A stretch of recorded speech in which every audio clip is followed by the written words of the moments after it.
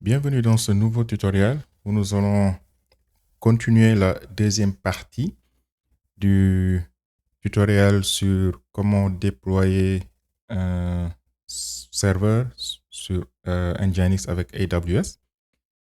Donc, on avait créé le projet, on avait pu déployer dans une instance EC2 et puis déployer notre serveur Nginx.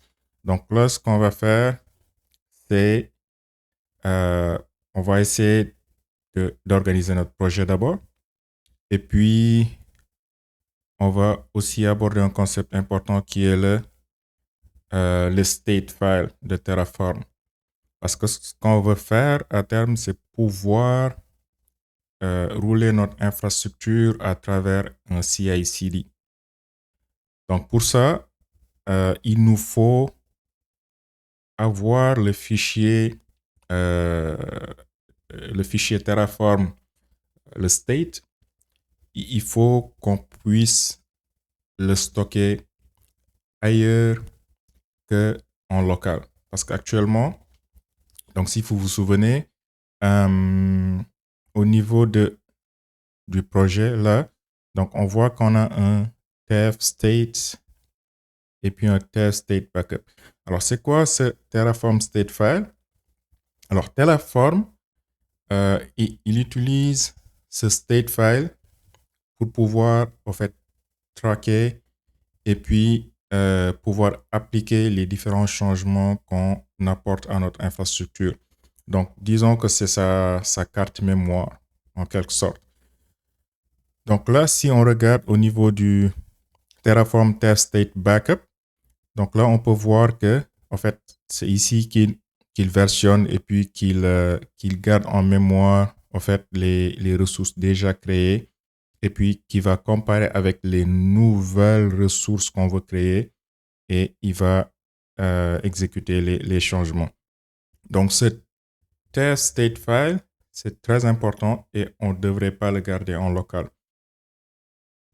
Donc, sans plus tarder, on va commencer l'implémentation.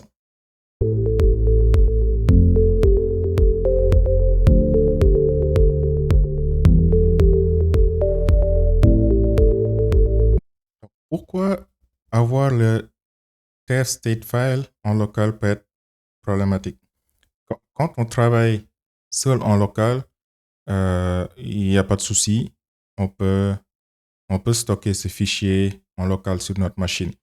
Mais la réalité est qu'on travaille souvent en équipe et puis bah, on versionne notre projet Terraform comme on versionnerait n'importe quel projet avec Java ou Spring ou n'importe quel framework que vous utilisez. Donc, on versionne notre projet sur un repository management, par exemple GitHub ou Bitbucket ou whatever. Donc, le Terraform state, comme on le voit là, donc c'est comme la source de vérité. OK?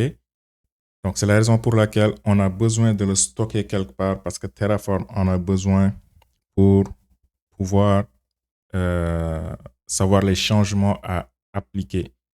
OK? Donc, ça, c'est la deuxième chose. Donc, première chose, on va essayer de réorganiser un peu notre projet. Donc là, on a tout mis au niveau du main TF. Donc, on va essayer un peu d'organiser ça. On a mis aussi des valeurs en dur. Donc, on va essayer de faire un petit refactoring en termes de structure.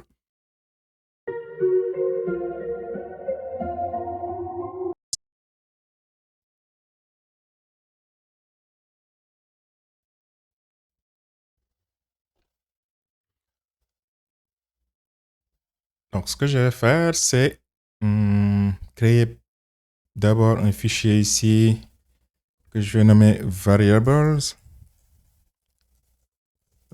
tf. Et dans ce fichier-là, je vais spécifier mes différentes variables. Donc là, ça peut être par exemple la région,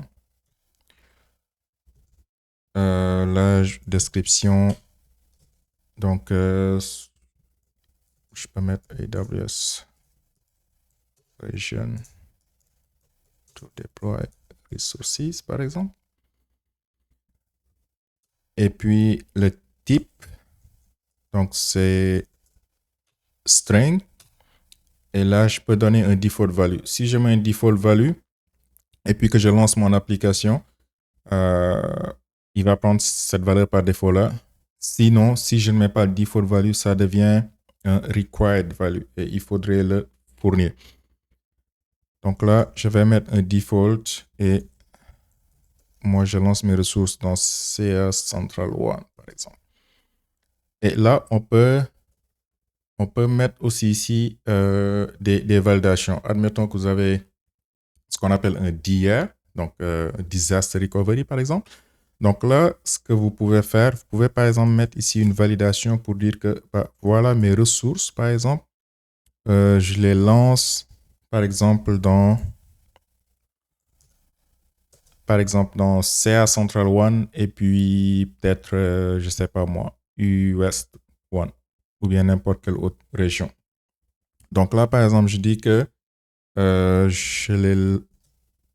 il y a deux régions que j'accepte ici en input. Donc ça peut être le CA Central One, par exemple.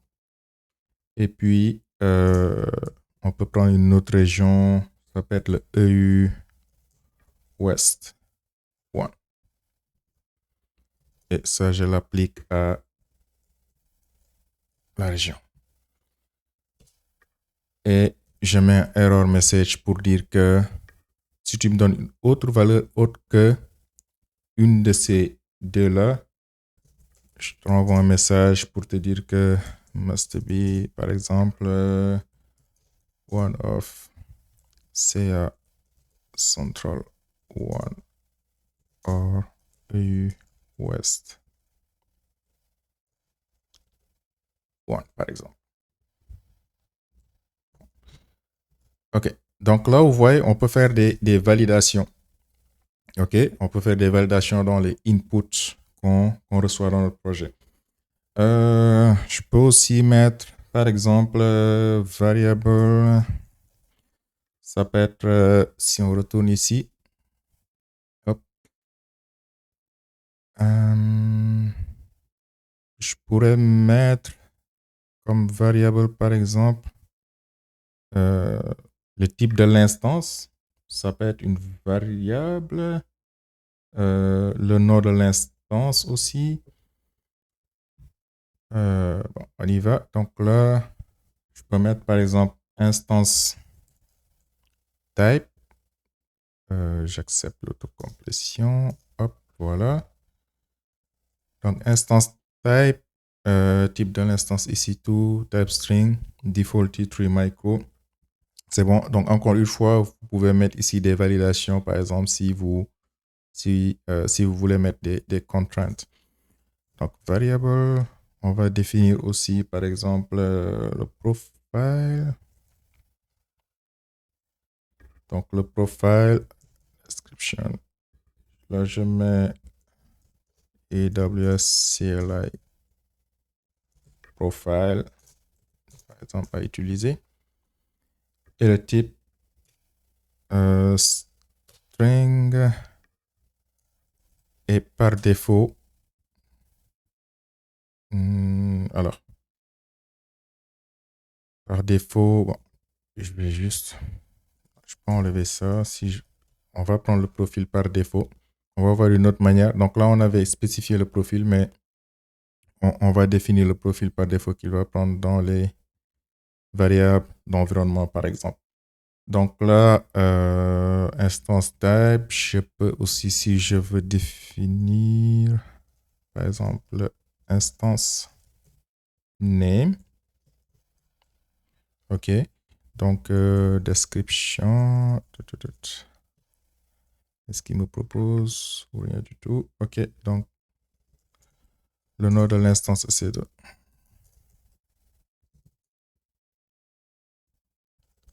OK. C'est type string. Je peux mettre un truc par défaut. Je peux l'appeler ici tout web-server, par exemple. OK, donc, qu'est-ce que je peux définir encore? Security group name, par exemple, aussi. Je Bon, je vais juste faire un copier-coller.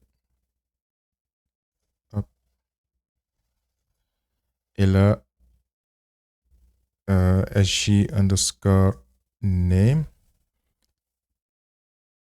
Et là, ce sera le nom security group type string. Et je peux donner une valeur par défaut.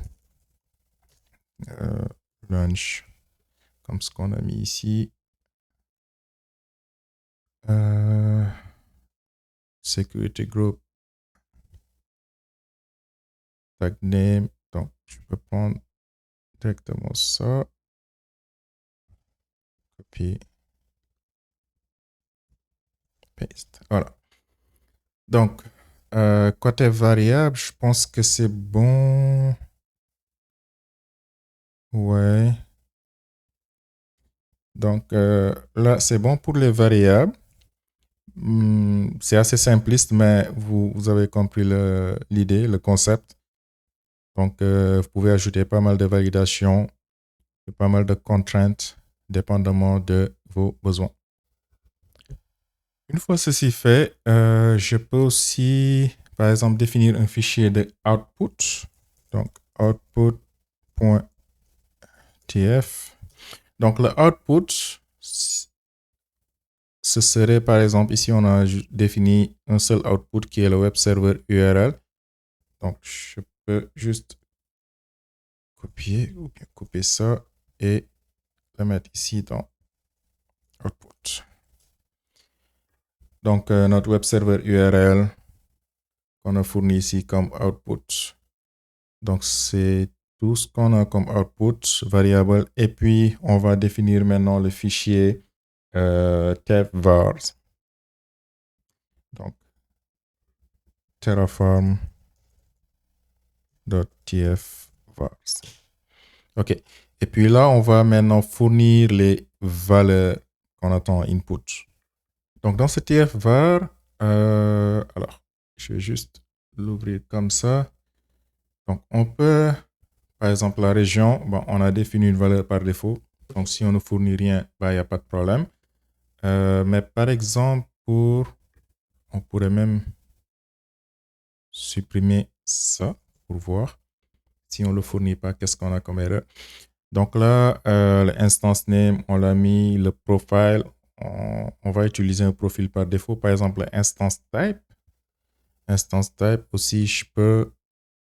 Donc, je vais les marquer comme required, par exemple. Le profile, il est marqué comme required. Je peux l'enlever, lui. On va essayer d'utiliser le default profile, par exemple. On fait simple. OK. Donc, là, je fournis, par exemple, instance type qui est requis. Et puis, c'est un T3 micro. Parfait. Maintenant, si je retourne au niveau du main, hop. Donc au niveau du main, je vais enlever ça. Et là, il me le propose. Ouais. Hop. Donc, var, tap, voilà, var region. Et puis, c'est ce qu'on a défini ici dans notre variable. Parfait. Donc, var region, alors, je l'ai marqué comme requis. Est-ce que je l'ai fourni? Non. OK. Donc, var region, et puis, par exemple, name, ça peut être var sg name. Parfait. Alors, le tag, est-ce que je peux utiliser web server? Je peux utiliser ici aussi, si je veux, var.sgname comme tag. OK. Donc, et puis instance type. Hop, var instance type. Parfait. OK. Le tag var.instance name. OK. Donc là, j'essaie de dynamiser un tout petit peu mon main.tf. Et puis le output déjà défini. Parfait. Donc maintenant, ceci fait, je vais essayer de lancer mon application comme ça, voir. Alors, j'ouvre le terminal. Parfait. Et je me déplace dans document, YouTube, Enzone, Terraform, EC2, website. OK. Donc, je vais juste faire un git checkout. B, feature, TF, state. Voilà. Donc, si je fais un AWS configure list profile. OK. Donc, ce que je vais utiliser ici, c'est ce profil-là par défaut, right? Donc, ce qu'on va faire, export AWS profile, et puis je vais utiliser le Terraform EC2 qu'on avait défini. Okay. Parfait. Donc là, je vois bien qu'il a pris maintenant le profile Terraform EC2. Donc, ce qui fait que si je lance, je vais déjà faire un TF format. Parfait. Et puis un TF validate d'abord. Success. Donc, ma configuration est valide et là, je peux faire un TF plan. Et là, vous voyez, il me demande de fournir ici la région. OK? Donc, la région, je mets n'importe quoi. East 1. Et puis là, j'ai le message d'erreur. Donc, ma validation passe. Donc, ce qu'on va faire, c'est dans tfvars. Donc, dans tfvars, je vais fournir ici la région. Donc, région CA Central 1. Parfait. Donc, si je reviens ici, je fais un TF plan. Donc là, tout est beau. Plan to add Y parce que j'avais fait un destroy pour ne pas que AWS me charge. Donc là, c'est bon. Je vais faire un TF apply. Juste m'assurer que tout marche comme prévu.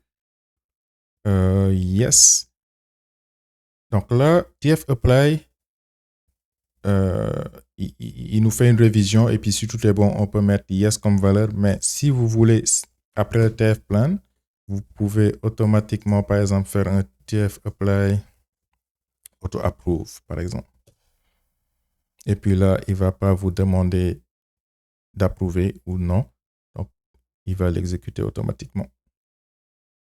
Parfait. Donc là, apply complete resource to added.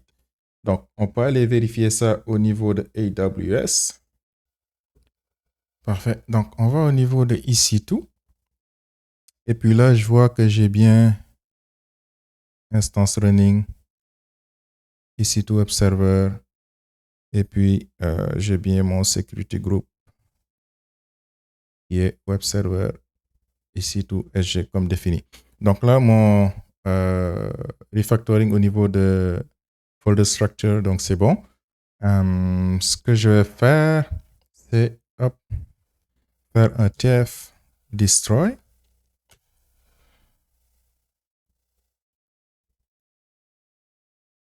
Yes. Donc, je vais détruire toutes les ressources que j'avais créées. Et là, on pourra maintenant passer à la prochaine étape qui est d'avoir un TF state stocké au niveau de S3. Il y a d'autres moyens de le stocker ailleurs, mais nous, on y va avec la méthode S3 pour stocker notre TF state. Donc, on laisse rouler. Et puis là, si je rafraîchis, normalement, Donc là, mon instance a été arrêtée. Ça prend un peu de temps. Donc, parfait. Là, on peut voir que il avait créé 2 ressources. Il a supprimé 2 ressources. Et comme vous vous souvenez, la première partie du tutoriel, je vous ai dit que j'aime bien le tf destroy. Donc là, contrairement à si on manipulait l'UI, on allait faire cette suppression manuelle au niveau de chaque ressource qu'on a créée. Et c'est erreur prone. Donc, là, c'est bon. Je peux maintenant passer à la deuxième étape qui est comment mettre mon TF state dans un bucket S3.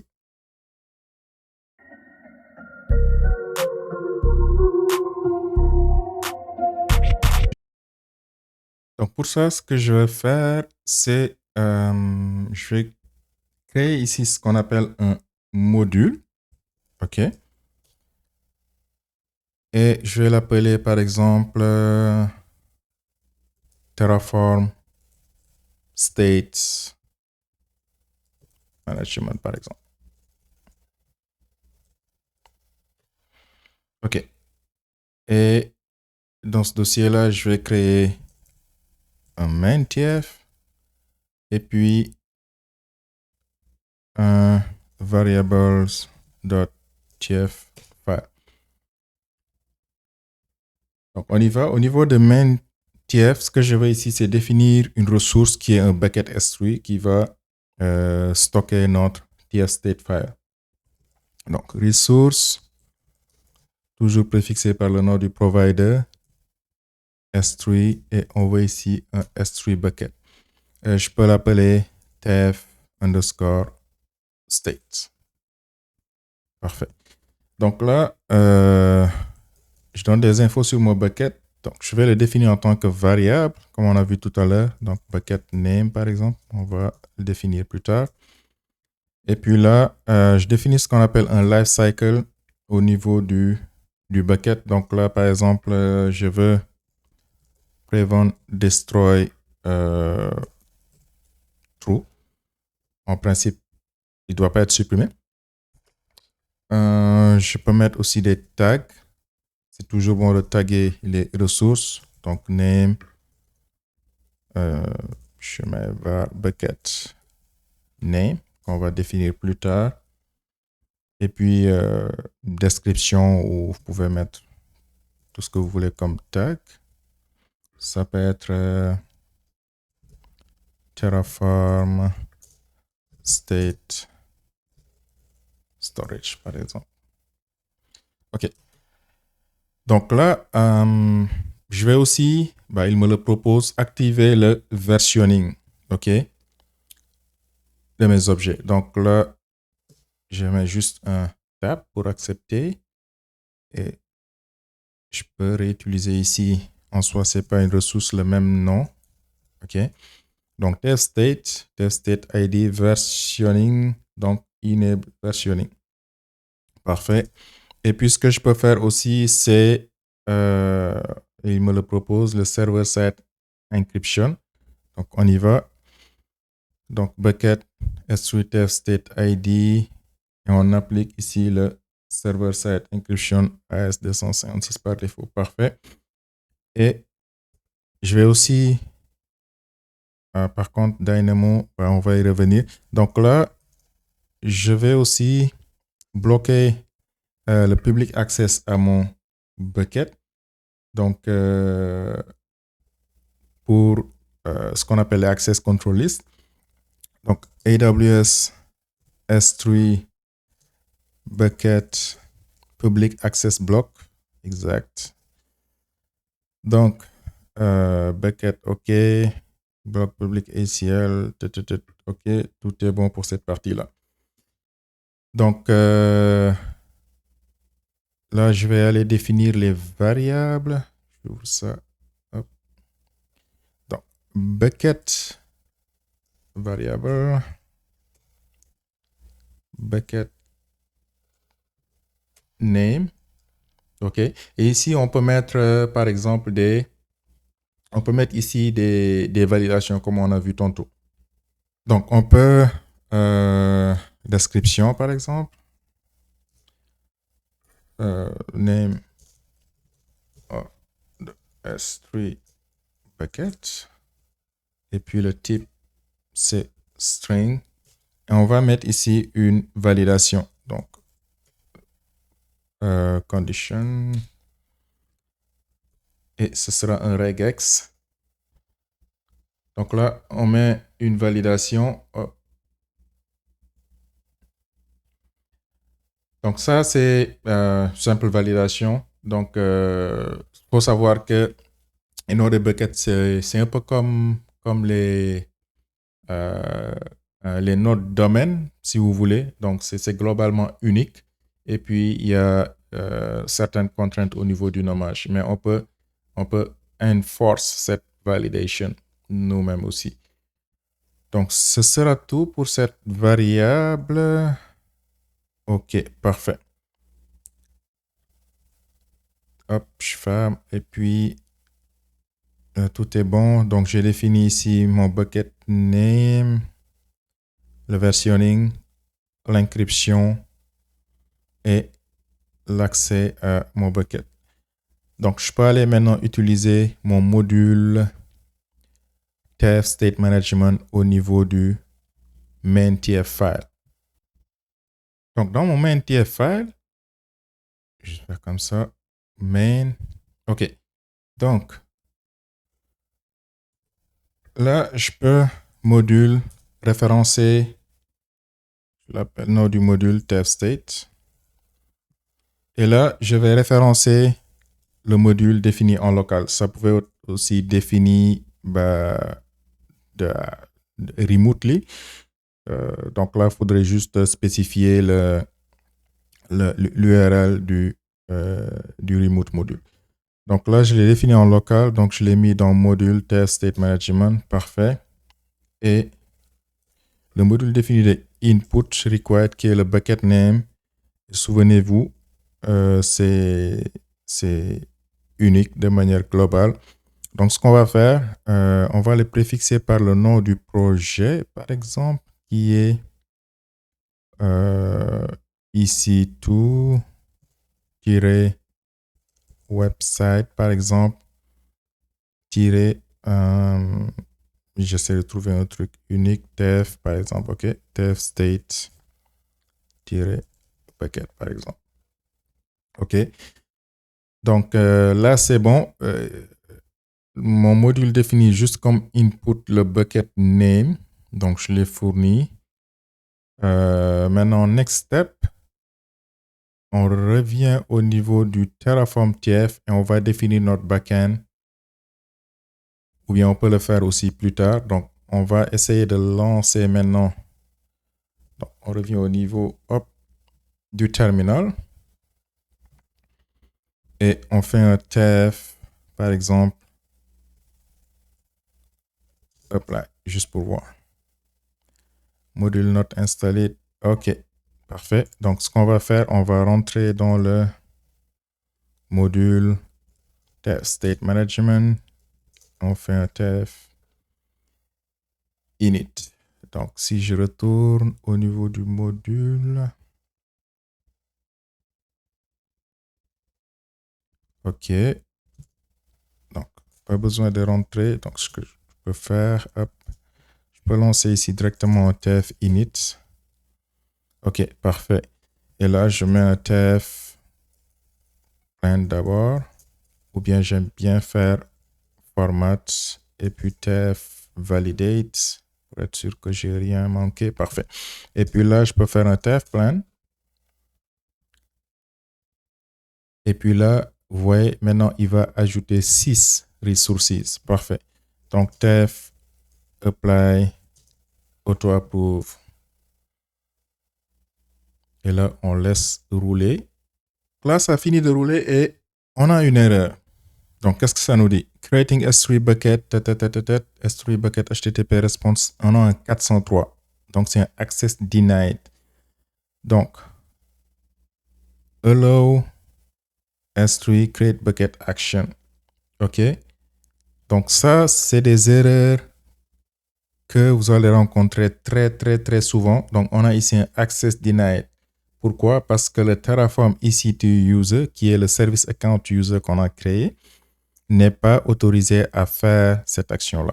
Donc, qu'est-ce qui nous manque? Il nous manque le fichier de policies. Souvenez-vous, AWS s'applique toujours le list privilege principle. OK? Donc, par défaut, quand vous créez une ressource, vous n'avez aucune action là-dessus. On a créé la ressource, mais on ne peut rien faire. Donc, il faudrait qu'on donne à cet utilisateur-là les permissions nécessaires pour pouvoir créer un bucket et puis faire toutes les actions requises sur un bucket et ses objets. Donc là, il faudrait qu'on définisse les policies. Donc pour ça, ce qu'on va faire, donc là, je vais réorganiser un peu tout ça. Policies. Et je crée ici S3 State Management File policy.json par exemple. OK. Donc, j'ai préparé un fichier de policies ici. OK. Que je vais joindre au projet. Donc, vous pourrez le trouver dans le repo du projet. Et puis, ce que je vais faire, celui-là, je vais le renommer en EC2-policy. OK. Et je le déplace là. Donc, je pense que c'est mieux comme ça en termes d'organisation. Donc, policy, S3 State Management Policy. OK. Donc, il faudrait maintenant qu'on crée cette policy au niveau de AWS. Donc, je vais au niveau de AWS. IAM Policies. Et je pourrais l'ajouter au EC2 Policies qu'on a créé dans le tutoriel précédent, mais pour les questions de séparation des besoins, je vais créer un autre fichier de policies et le mettre ici directement. Donc là, je lui donne accès au bucket qu'on a défini qui est le EC2 Website Dev State et là, aux objets qui sont dans le bucket. Donc, next et custom Terraform S3 State Policy. Ou bien custom Terraform S3 State Management Policy. Donc, j'essaie d'être vraiment le plus descriptif possible pour me trouver seulement à partir du nom. Donc, custom Terraform S3 State Management Policy. Parfait. Create Policy. Et souvenez-vous, on l'ajoute au groupe infra.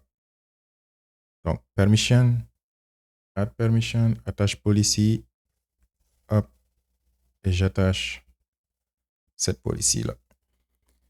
Donc, c'est bon, je peux retourner au niveau de mon terminal et faire un tf apply.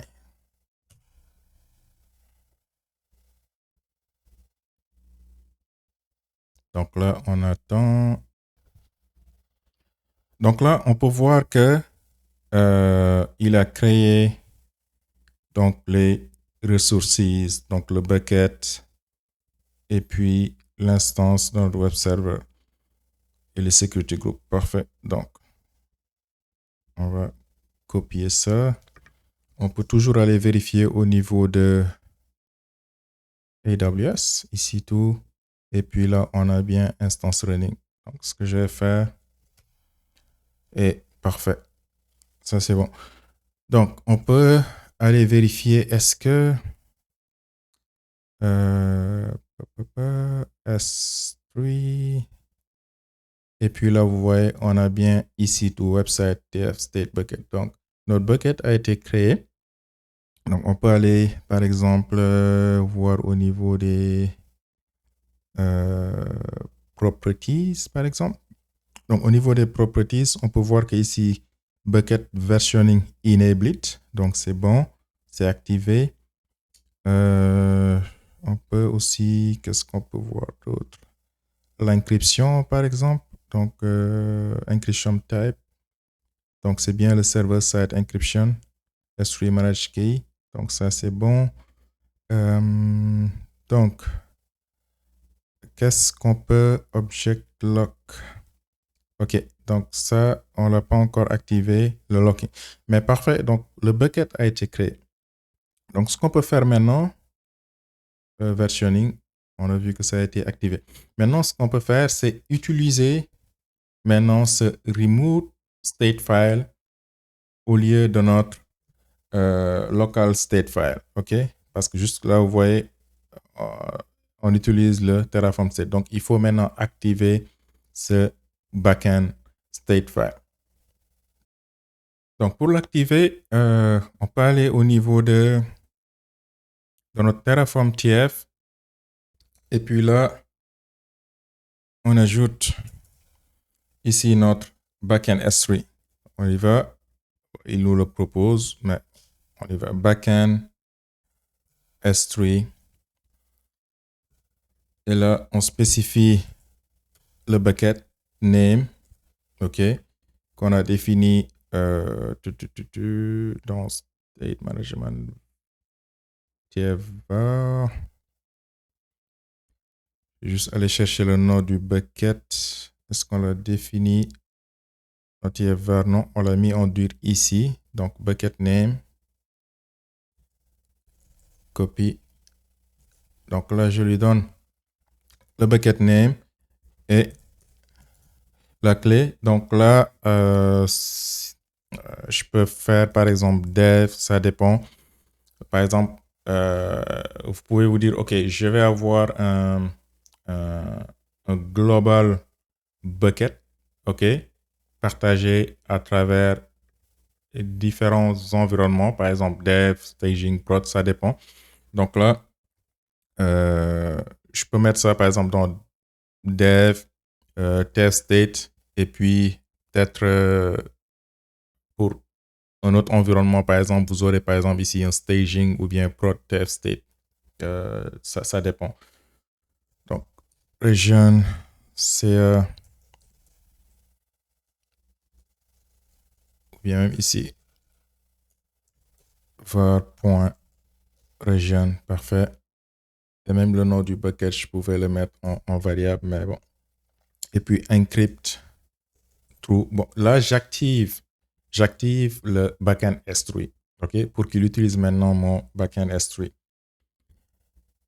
Et là, vous verrez dans beaucoup de projets, la plupart,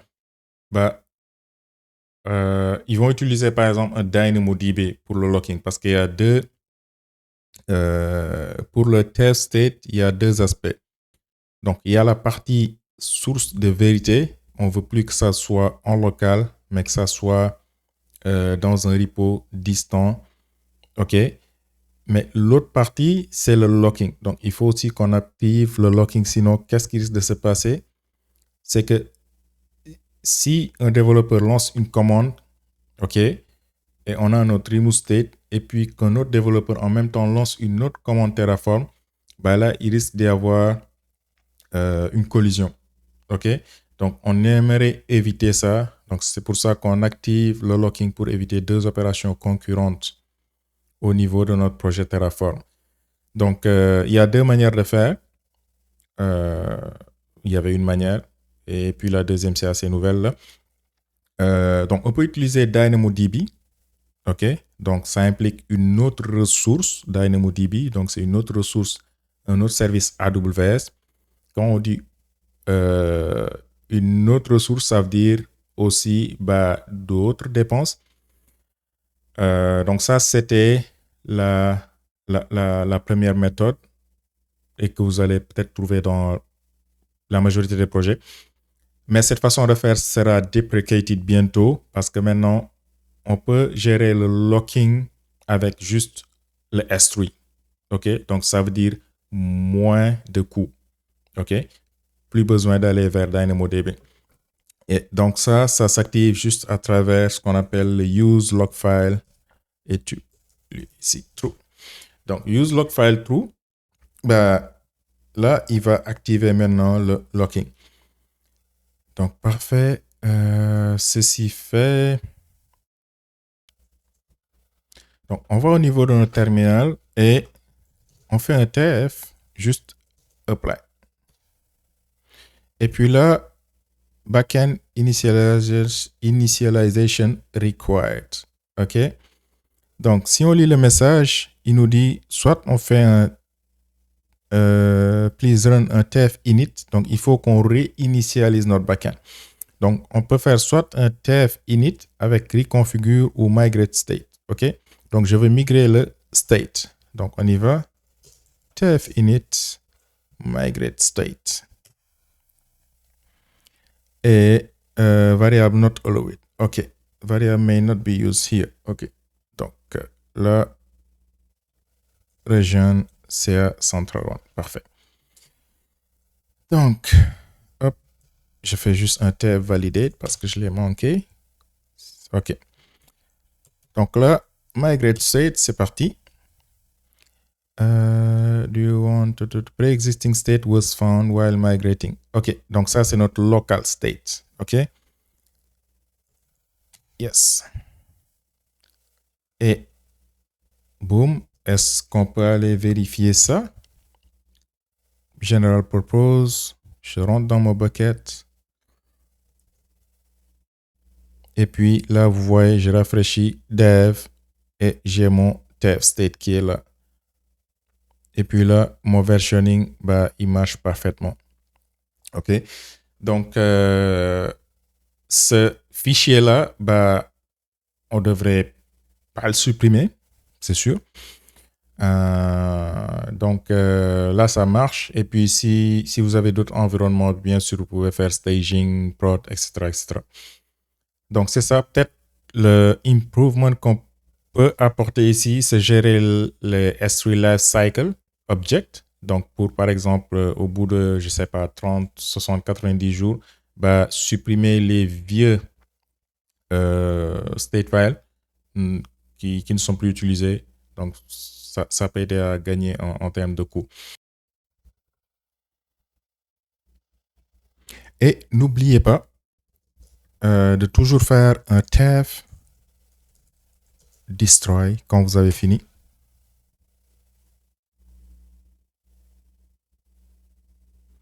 Donc, instance cannot be destroyed, tf state, but the plan call for the to be destroyed. To avoid this error with the plan is a disable lifecycle prevent destroy et reduce the scope using target. OK. Donc, ce qu'on peut faire ici, c'est lifecycle prevent destroy resources. On va au niveau de main prevent destroy false.